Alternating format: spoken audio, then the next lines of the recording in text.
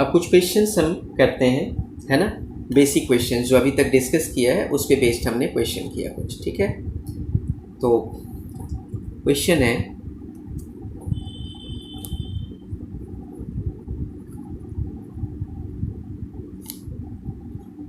से displacement R of a particle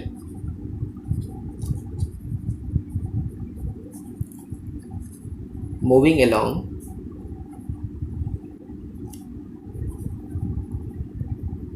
a straight line at any time t is, it is defined, suppose r is equal to 3t square plus 2t plus 5 we have given. ये displacement at any time t we have given. Find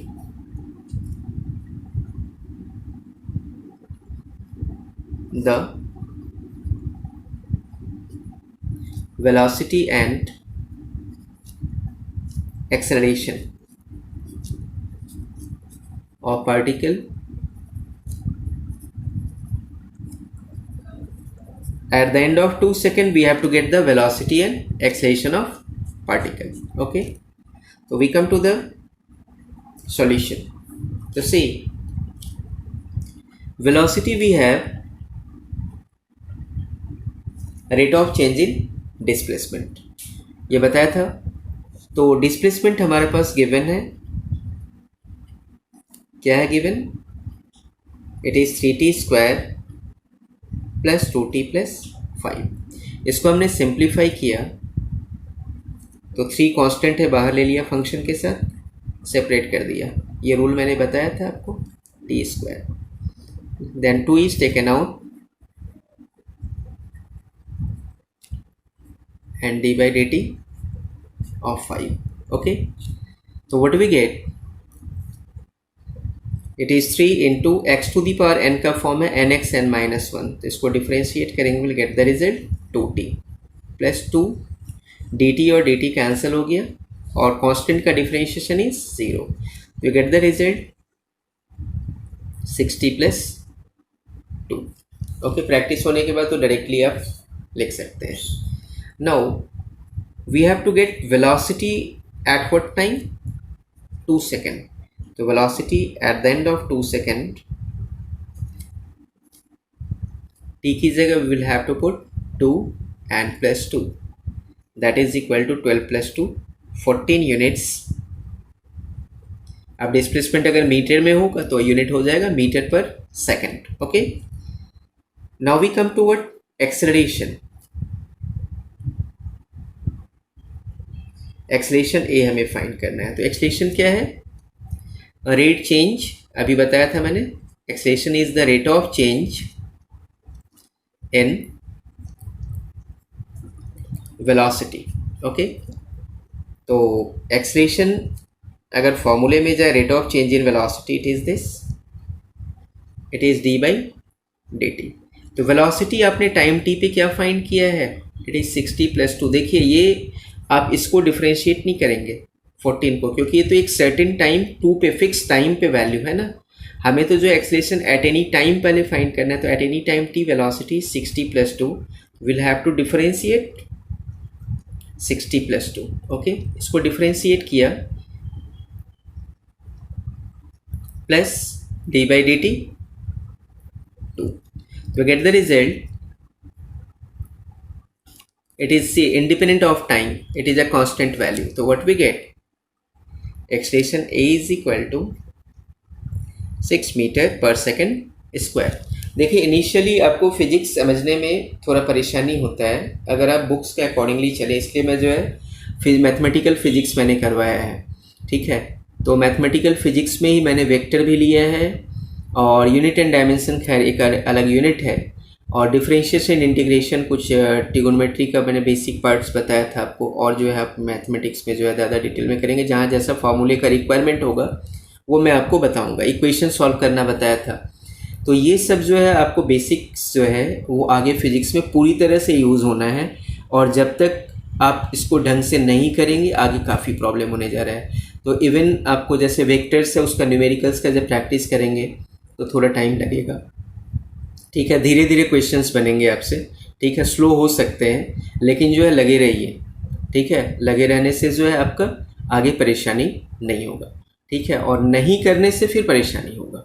okay, thank you.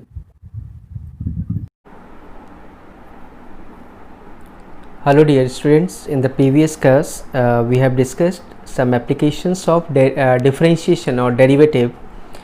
So these were slope of the curve and the second was a rate of change in the physical quantity, that was dp by dt, और इस पे जो है कुछ हमने applicative questions भी जो है डिस्कस किए थे। Now we come to increasing and decreasing values and maxima and minima. Okay, so our next application is increasing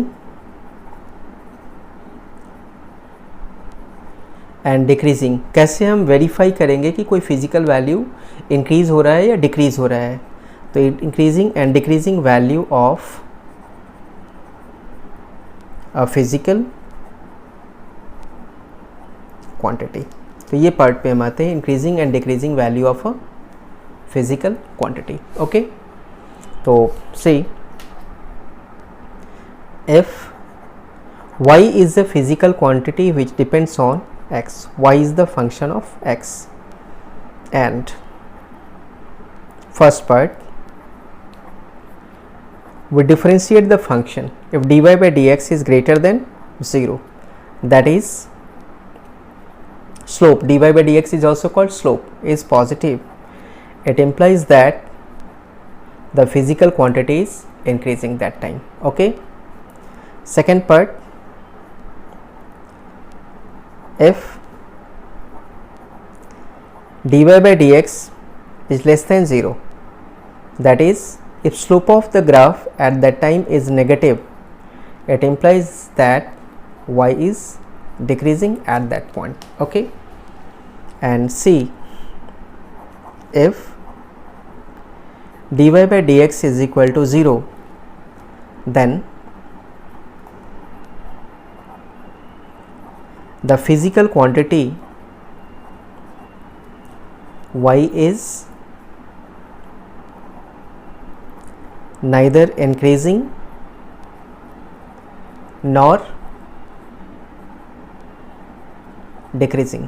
इसका मतलब है कि at that time y is equal to constant, क्योंकि कॉन्स्टेंट का ये डिफरेंशिएशन क्या होता है? 0 होता है, because y is constant. Okay, like हमने ग्राफ ड्रॉ किया,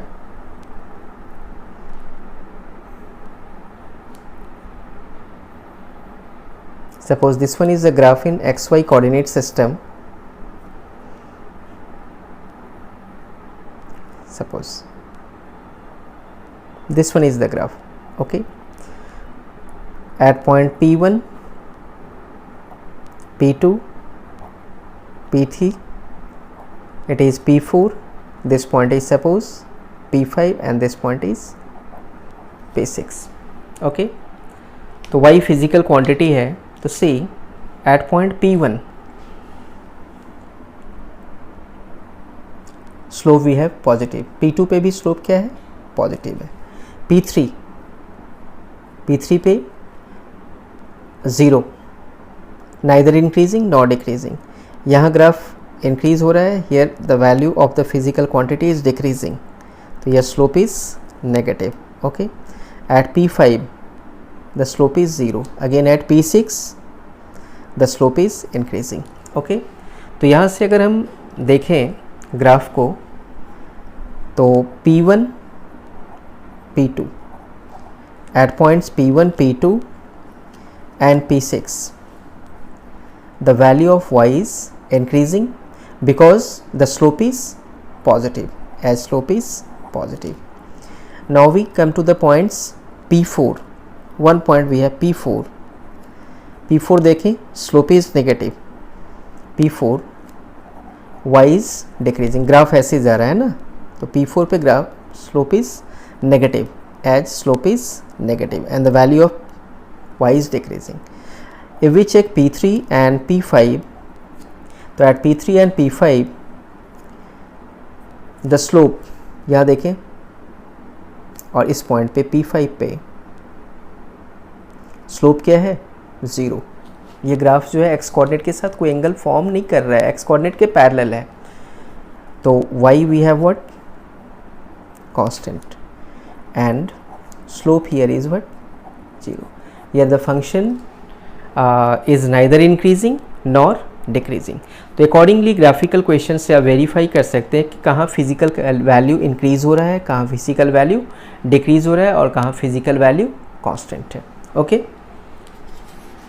now we come to the next application.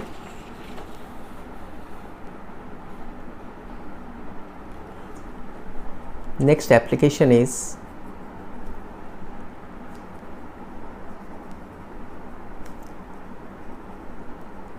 maximum and minimum value of the physical quantity। यहाँ हमने सिर्फ वेरीफाई करना है, ठीक है। क्वेश्चन फिजिक्स में ऑलरेडी गिवन होता है कि फाइंड द मैक्सिमम वैल्यू और मिनिमम वैल्यू, तो ये कंफर्म ही है, ठीक है। तो सिंस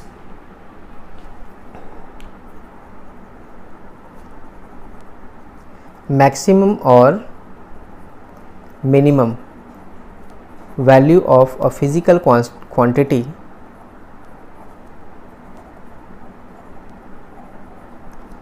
इज कांस्टेंट। किसी भी फिजिकल क्वांटिटी का मैक्सिमम या मिनिमम वैल्यू क्या होता है? कांस्टेंट होता है। Hence for the physical quantity dy by dx will be 0, ठीक है। यहाँ पे y चाहे क्या हो, मैक्सिमम हो, और y क्या हो, मिनिमम हो, दोनों ही कांस्टेंट्स होते हैं, है ना। तो इसलिए इनका फर्स्ट डेरिवेटिव क्या लेंगे आप? 0 से। अगर ग्राफिकल बेस्ड पार्ट लें तो y-x कोऑर्डिनेट सिस्टम में ये ग्राफ है, तो say here it we have maximum value that is what constant, और यहाँ क्या है? Minimum value that is also constant. तो यहाँ पे ये मैक्सिमम पे भी कांस्टेंट है, मिनिमम पे भी कांस्टेंट है, तो कांस्टेंट का डिफरेंशिएशन इज ऑलवेज व्हाट? 0। और dy by dx is also slope, तो यहाँ स्लोप भी क्या है? 0, है ना। तो इस कंडीशन में slope of the curve is always what? 0, ठीक है। अब यहाँ पे एक पार्ट में बता दूँ, ये तो मैथमेटिक्स में आप डिटेल में करेंगे, ठीक है।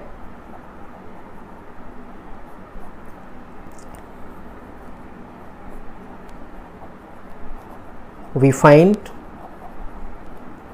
the value और values of x। यहाँ से हमारे पास x का सिंगल वैल्यू आ जाएगा या नंबर ऑफ वैल्यूज आ जाएंगे, ठीक है। नोट फर्स्ट पॉइंट, if जो हमारा डिफरेंशियल वैल्यू आया था उसको फिर से डिफरेंशिएट कर दिया, that is also called second derivative d square y by D x square is less than 0।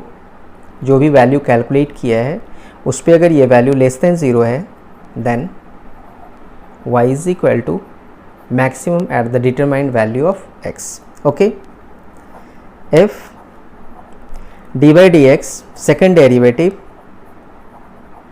dy by dx that is also d square y by dx square is greater than 0, then y is equal to minimum at the determined value of x। जो भी value x find किया है उस value पे y का value क्या है?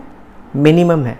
Okay, तो यहाँ से मैक्सिमा और मिनिमा आप वेरीफाई कर सकते हैं, लेकिन फिजिक्स में आपको फर्स्ट डेरिवेटिव को सिंपली 0 से इक्वेट करना है। ओके, अब इस पे बेस्ड हम एक क्वेश्चन करते हैं, क्वेश्चन से कंफर्म होंगे आप। We come to a question. ये क्वेश्चन मैं करवा रहा हूँ, ये फार्मूला आप सबको पता होगा, 9th या 10th में करते हैं बच्चे ये formula. We have a mass m, it has been divided in two parts. Okay, one is suppose m, then the other will be what, m minus m, and their centers are separated by a distance r. इनके centers कितने distance से separated है, r distance से separated है. Okay तो से question है a mass m has been divided in two parts. एक मास को हमने दो पार्ट में डिवाइड किया and their centres are separated by a distance R. इनके सेंटर्स को कितने डिस्टेंस से सेपरेट कर दिया हमने, आर डिस्टेंस से सेपरेट कर दिया. Find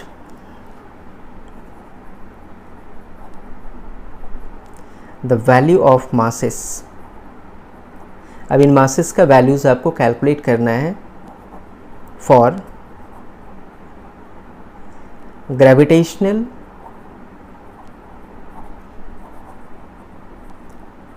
force of attraction between them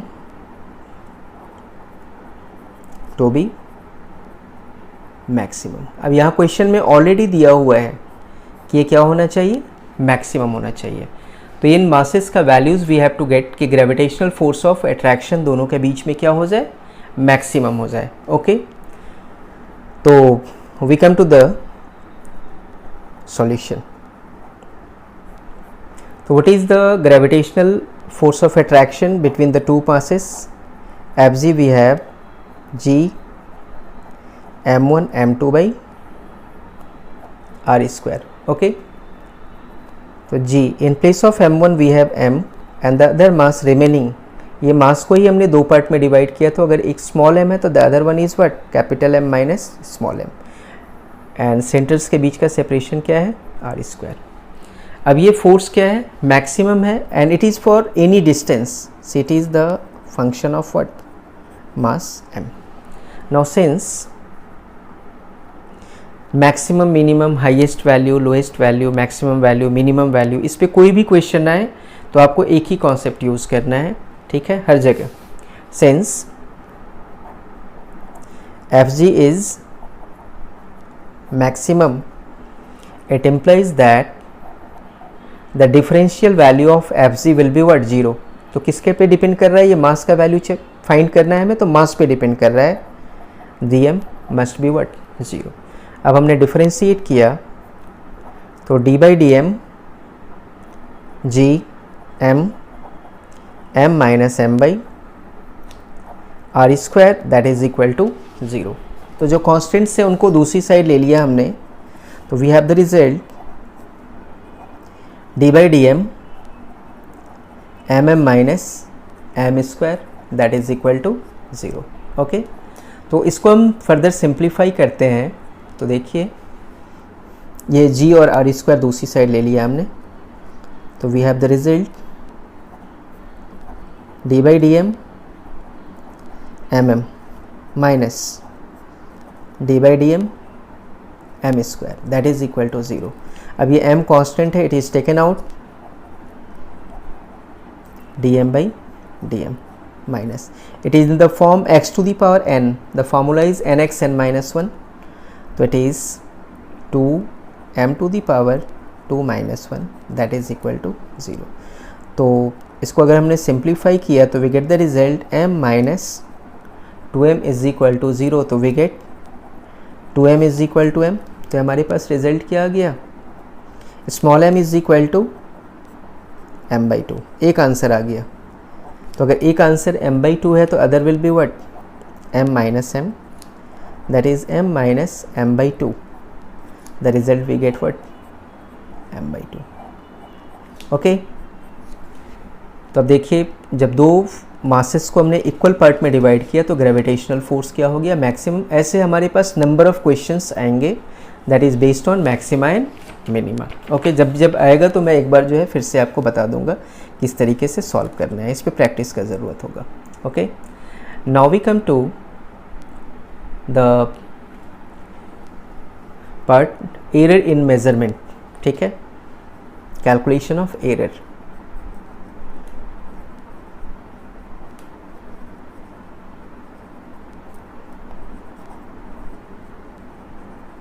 unit and dimension का पार्ट है, अभी तक इसलिए डिस्कस नहीं किया था क्योंकि इसमें डिफरेंशिएशन का ज़रूरत था। ओके, तो if P is suppose a physical quantity, suppose P is a physical quantity, so it implies that small change in P, that is also called differentiation of P. It implies that dP is the error in the measurement of physical quantity.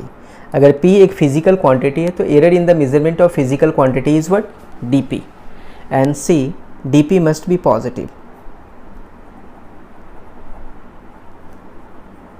Must be positive, ठीक है, because always we should find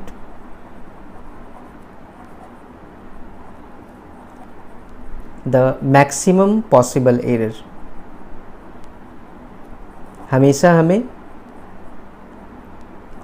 maximum possible error find करना चाहिए, ठीक है।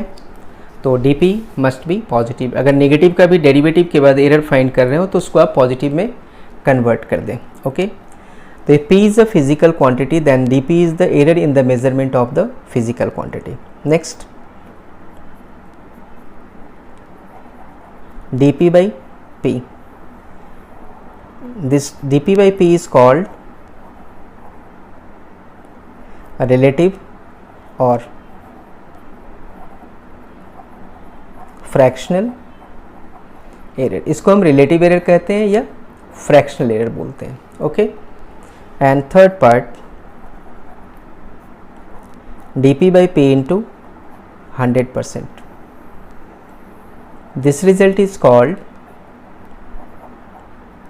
the percentage error in the measurement of the physical quantity. It is the percentage error in the measurement of physical quantity. तो physical quantity को अगर error के साथ लिखना हो तो how to write it? तो लिखता हूँ a physical quantity with error. Okay, तो कोई भी फिजिकल क्वांटिटी को अगर एरर के साथ लिखना हो तो इसको इस तरीके से लिखेंगे, it is P plus minus dP. तो P is what, here P is the actual reading of the physical quantity and dP is what, the error in the reading. It is the absolute error in P. तो ये plus minus दोनों ही form में लिखते हैं, means deviation जो physical quantity का है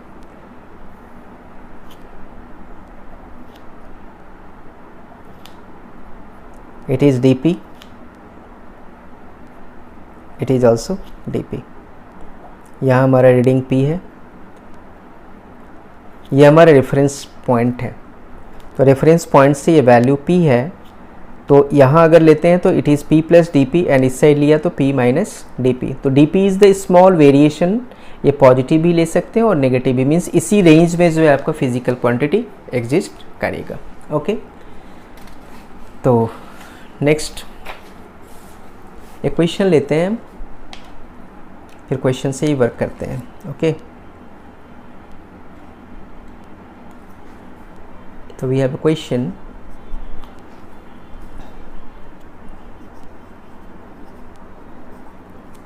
reading of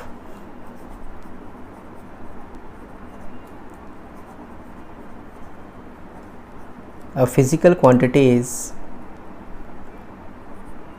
20 plus minus 2 units. कोई भी फिजिकल क्वांटिटी है 2 यूनिट उसके लिए जो है एक्चुअल यूनिट है. Okay, find first part error in the reading, second relative error, and third the percentage error. ये क्वेश्चन है, तो इससे यहाँ से हमारे पास ये रिजल्ट्स फाइंड करना है. तो we come to the solution. We have p plus minus dp is equal to what? 20 plus minus 2.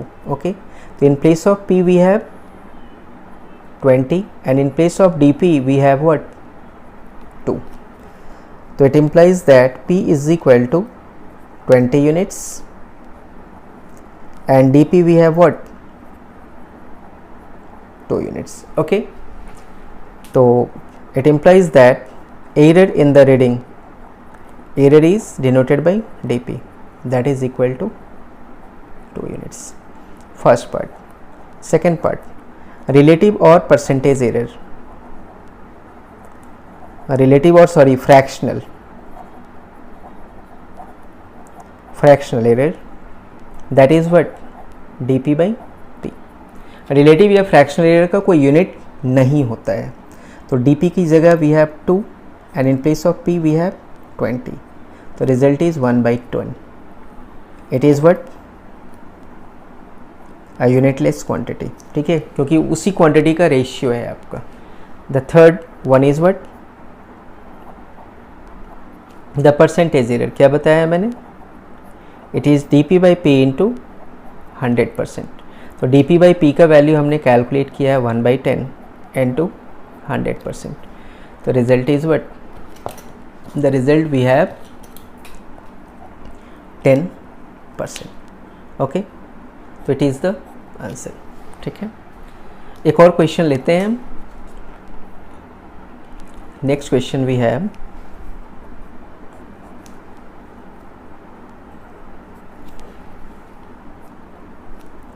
percentage error in the reading of a physical quantity p is equal to 50 units is suppose 5% हमने ले लिया, 5%. Find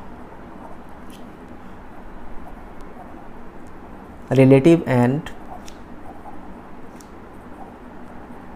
the absolute errors. आपको relative error find करना है और absolute error find करना है. Okay, तो what we should do,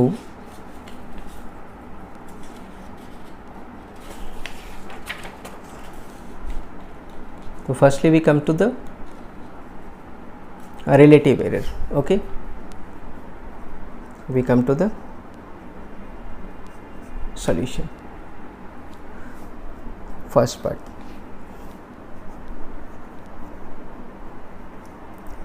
relative error is what? dp by p. We have given percentage error, so from the given result we have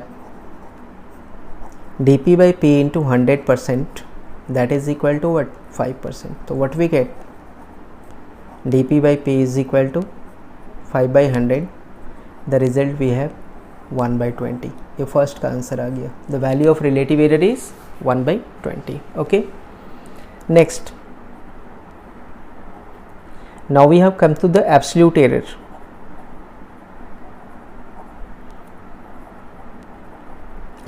Absolute error is what? dp, that we have to get. तो dp by p का value हमने calculate किया है as dp by p is equal to 1/20. It implies that dp is equal to p by 20 और p का value क्या था? It was 50 given था शायद. फिजिकल क्वांटिटी, हाँ 50 गिवन है. ओके, तो it is 50/20 the result we get 2.5. It implies that the value of absolute error is 2.5 units. Okay. और ये भी क्वेश्चन में पूछ सकते थे, find the reading of the physical quantity. It implies that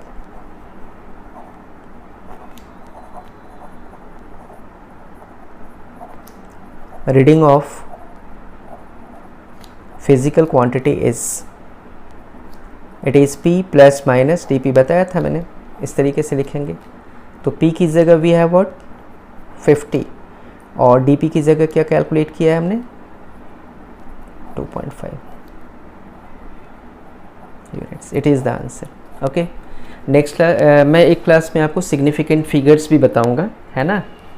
तो सिग्निफिकेंस का जो है काफ़ी ध्यान रखना है आपको.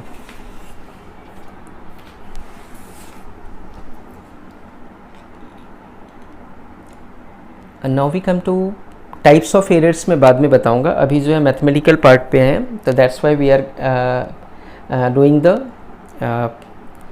Result of the error, how to get the results of the error. तो steps to find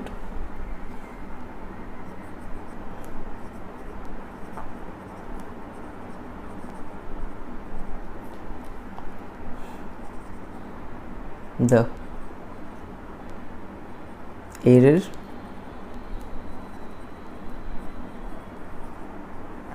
in the reading of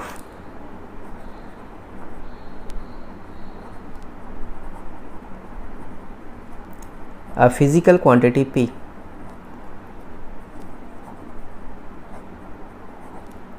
depending on a number of quantities.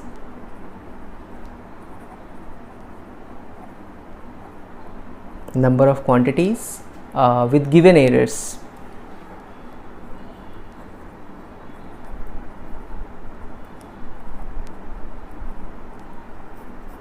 उनके अंदर एरर्स गिवन है. ओके. तो ये मैं डिफ़िकल्ट से सिंपल की तरफ जाऊंगा, तो ये डिफ़िकल्ट वाला पार्ट मैं ले रहा हूँ. ठीक है. और यहाँ पे मैं केस 1 ले रहा हूँ.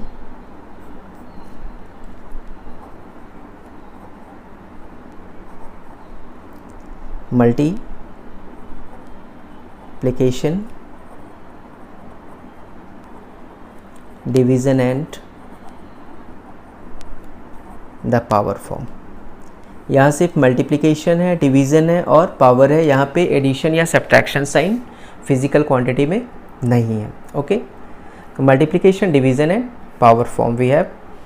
तो suppose a physical quantity P depends on x, y and z having relation P is equal to x to the power a, y to the power b and z to the power c. मान लीजिए ये form है. ठीक है. And we have to find dp, error in the p. dp is what बताया था मैंने, differential value is the error. Error in p हमें कैलकुलेट करना है. ठीक है. अब चाहे रिलेटिव एरर हो, परसेंटेज एरर हो, if dx, dy and dz are the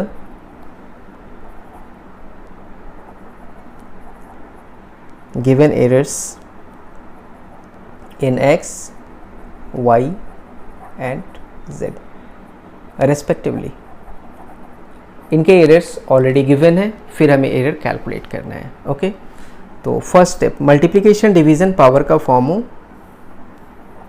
first case पे आते हैं, है ना. तो step 1,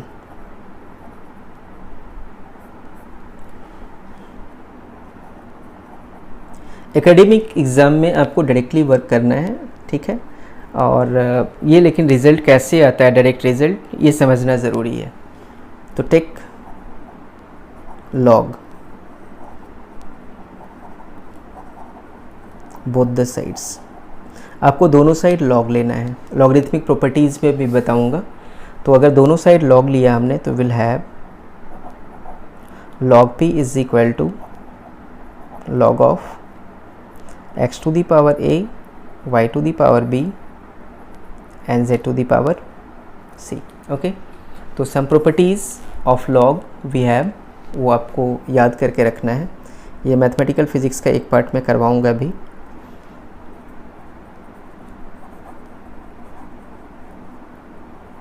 some properties. Okay, see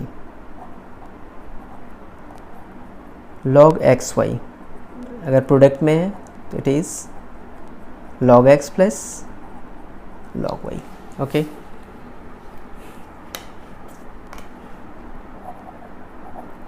log x by y, that is log x minus log y. Okay, log x to the power n, that is n is taken out, n log x. And एक और formula D by D x, मैंने log x क्या करवाया था, it was 1 by x. That's why the differentiation of log x, dx को दूसरी side लिया तो will write it dx by x. Okay, तो अगर इसको हम इन फॉर्मूले से ले जाएं, ये फॉर्मूला याद रखना है आपको. तो से तो we may write log p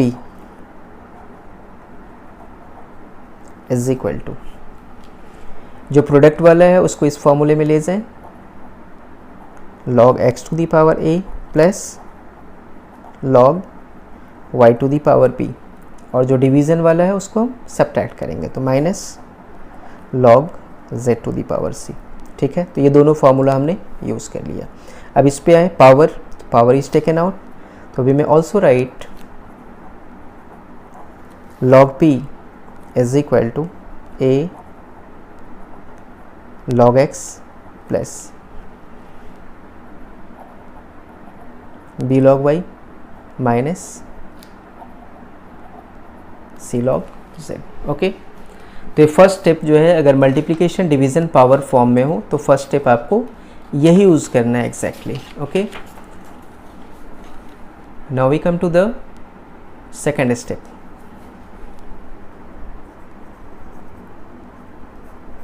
Step 2, differentiate both the sides.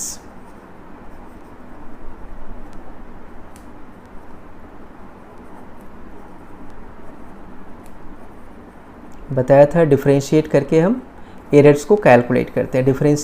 Differentiating both the sides, तो क्या बताया, d ऑफ log x, अभी बताया था मैंने formula, it is dx by x. और एक बार जो एरर अपने कैलकुलेट करना है तो एरर मस्ट बी पॉजिटिव, अगर नेगेटिव भी है तो पॉजिटिव में ही लेना है, because always we have to get the maximum possible error. तो see differentiation of log p left side, right side क्या है, a into differentiation of log x plus b into differentiation of log y minus c into differentiation of log z. Okay, तो यहाँ से हमारे पास result क्या हो गया, log p का differentiation is dp by p, that is what the relative error in p.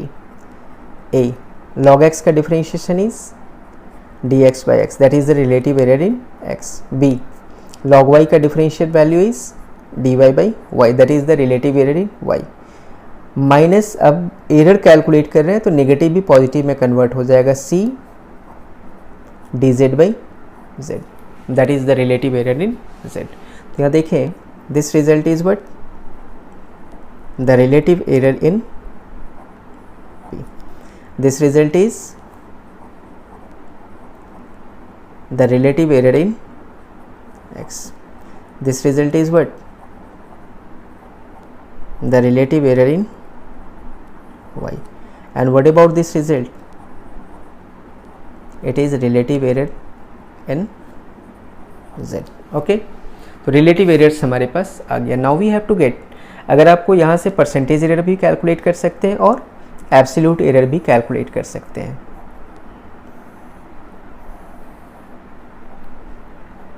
If we have to get percentage error in p, percentage error relative error को 100 से मल्टीप्लाई किया तो percentage error in p is equal to what? dp by p into 100% is equal to क्या हो जाएगा, percentage error in P is equal to A into percentage error in X dx by X into 100% plus B into percentage error in Y and plus C into the percentage error in Z. तो इस तरीके से we get what, percentage error. Now we have to get absolute error. तो absolute error is DP. तो यहीं से आ जाएगा. तो DP is what, P into ADX by X plus B. ये देखने में थोड़ा अभी डिफ़िकल्ट ज़रूर लग रहा होगा लेकिन काफ़ी सिंपल है. जब हम सॉल्व करेंगे तो प्रैक्टिस के बाद ये काफ़ी सिंपल लगेगा. तो also we may write DP is equal to, in place of P we have X to the power A Y to the power B divided by Z to the power C into ये जो result है as it is यहाँ रख लिया. तो we get the value of what, the absolute error in P. और ये क्या आ गया, absolute error in percentage error in P. तो अगर मल्टीप्लिकेशन डिवीज़न एंड पावर का फॉर्म है तो परसेंटेज एरर का सीधा सीधा फार्मूला है, percentage error in the reading of the physical quantity is, direct formula देखिए, it is summation n is what, power into percentage error in the physical quantity. और i की जगह हम क्या लेंगे, 1 to n, जितने भी फिजिकल क्वांटिटीज़ हैं, है ना. और ये पावर वैल्यू को मैं p से डिनोट कर लेता हूँ. It is p, small p is for what, it is for power. ठीक है. जैसे फर्स्ट के लिए a power percentage error in x plus second के लिए अगर हम आए तो p power is b percentage error in b y. Okay. Third के लिए c पावर c आ गया परसेंटेज एरर z. इस तरीके से हम कैलकुलेट कर लेते हैं. ओके. तो इतना समझ में आ गया. तो इस तरीके से हम absolute error, relative error and percentage error calculate कर सकते हैं. तो नेक्स्ट क्लास में मैं इस पे बेस्ड क्वेश्चंस करवाऊंगा और एरर्स टॉपिक जो है वो फिनिश हो जाएगा आपका, एरर्स इन मेजरमेंट. तो यूनिट डायमेंशन और इसका एक यूनिट एरर्स इन मेजरमेंट. तब हमारे पास बचेगा सिर्फ सिग्निफिकेंट फिगर्स एंड कुछ इंस्ट्रूमेंट्स जो आप प्रैक्टिकल बेस्ड है, that is screw gauge and vernier calliper. Okay. Thank you.